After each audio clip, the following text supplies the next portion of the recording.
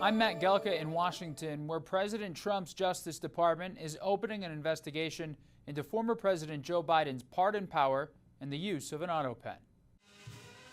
The Justice Department plans on looking at some of former President Joe Biden's pardons during the last days of his presidency.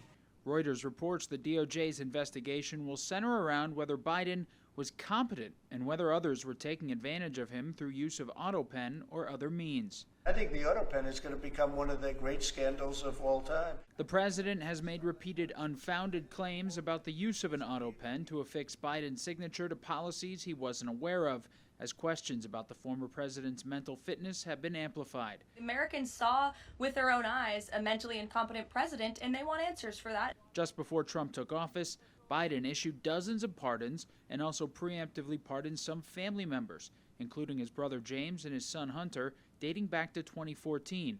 He was looking to shield them from politically motivated retribution.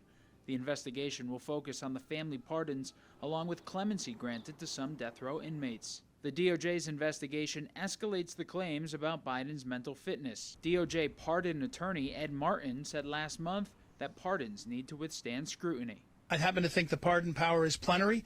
If you use the auto pen for a pardon power, I don't think that that's necessarily a problem. But the question is, how did this happen? A 2005 memo from the DOJ outlines that the use of an auto pen by a president is legal. Biden allies have dismissed claims that the former president was incapable of making his own decisions while in office. There needs to be a record that they've told someone to use the auto pen. And if there's not a record of that, that creates a crisis for our government, and that's certainly fair game for DOJ to investigate. Legal scholars agree that pardons can't be overturned if they're valid.